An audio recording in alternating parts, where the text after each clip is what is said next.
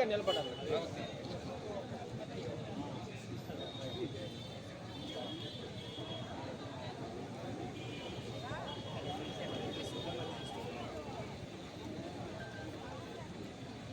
Hello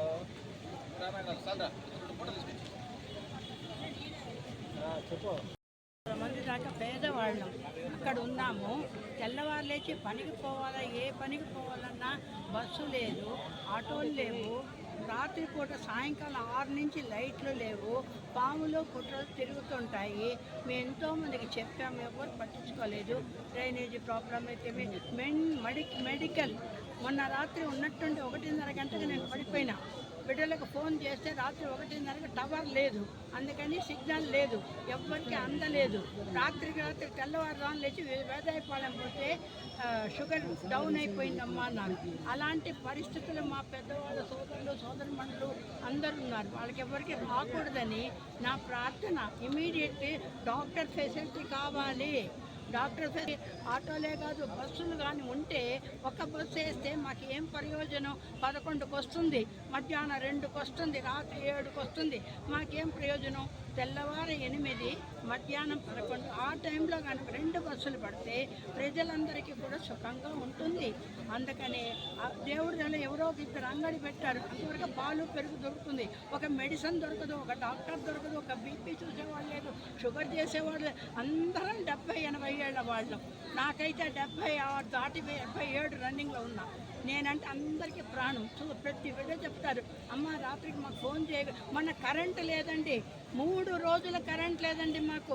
గురువారం, శుక్రవారం, శనివారం మళ్ళీ వాళ్ళు డిట్కో వాళ్ళు వచ్చి చేస్తే కూడా కరెంటు నాకొక్కదానికి మళ్ళీ పోయింది. G20, G3 నేను ఉన్నాను అక్కడ. 2 సంవత్సరాలు అయింది. 2020 వచ్చాను కనుక కరెంటు ప్రాబ్లం ఉంది. దేవుడి దేవుళ్ళ నీళ్ళకి మాత్రం వదులుతున్నారు, చూస్తున్నారు. కానీ దయచేసి ఈ సమస్యలను తీర్చాలని పెద్దలను, అందరికీ సమస్యలు ఉన్నాయి కనుక ప్రార్థించి అడుగుతున్నానండి. బాగలేని వాళ్ళు ఇదిగో ఇంకైతే కాళ్ళు బాగాలేదు పాపం. అట్లాగే 6 గంటలకు పనికి పోతుంది, నడిచిపోతారు ఆడపిల్లలు, నడిచి వస్తున్నారు అక్కడి నుంచి. ఈ సమస్యలు తీర్చమని పెద్దవాళ్ళని కోరుతున్నాను నాయన.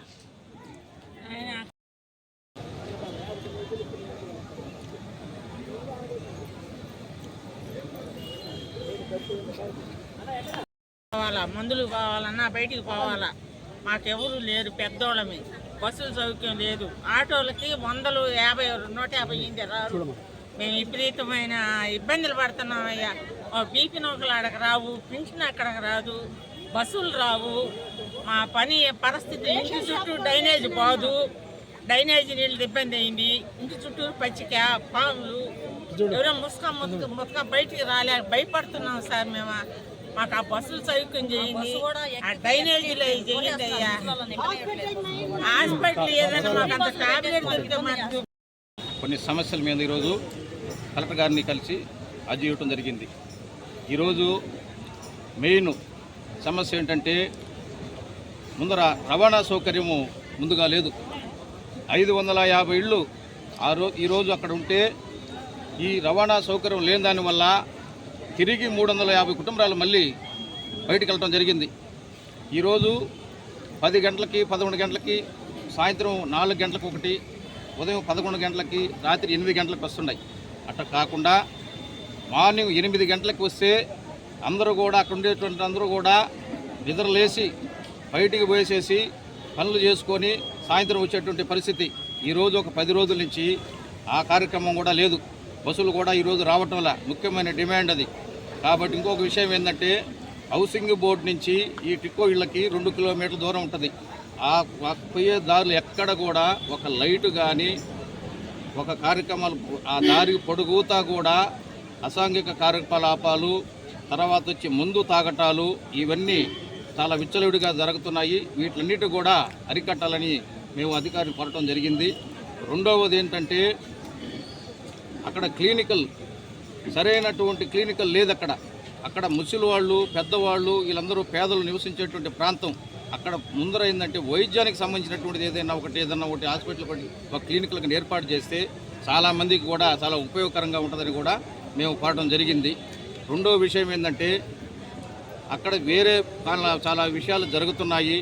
వాటిలన్నిటి మీద కూడా పోలీసు వారు కూడా దృష్టి పెట్టి రోజుకి ఏదో ఒక టైంలో కూడా వచ్చి అక్కడ విజిట్ చేస్తే అక్కడ ఉండేటువంటి కొన్ని అదుపు జరిగేటువంటి అసాంఘిక కార్యకలాపాలు కావచ్చు, కొన్ని వేరే ఈ మందు తాగేటువంటి వాళ్ళు కావచ్చు, ఇవన్నీ కూడా కొన్ని ఉంటాయి. తర్వాత నెక్స్ట్ డ్రైనేజీ ప్రాబ్లం.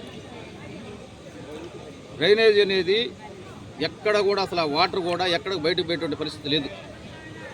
ఎంత కూడా మురికి నీరంతా కూడా రోడ్ల మీదకి వచ్చేటువంటి పరిస్థితి జరుగుతుంది. దాని మీద కూడా ప్రధానంగా మేము అర్జీ ఇవ్వడం జరిగింది. కాబట్టి ఇవన్నీ దృష్టిలో పెట్టుకొని స్థానిక సమస్యల మీద ఈరోజు కలెక్టర్ గారిని కలిసి అర్జీ ఇవ్వడం జరిగింది. కావున వీటి తొందరగా వీలుపడినంత వరకు తొందరగా పరిష్కరిస్తే మాకందరూ కూడా చాలా సంతోషకరంగా ఉంటుంది. ఇంకా చాలామంది పేదవాళ్ళు కూడా అక్కడికి వచ్చి మళ్ళీ రిటర్న్ వచ్చేటువంటి అవకాశం కూడా ఉంది. ముందర ఈ సౌకర్యాలు ఇమీడియట్లీగా కూడా చేయాలని ప్రభుత్వం కోరుతున్నాము.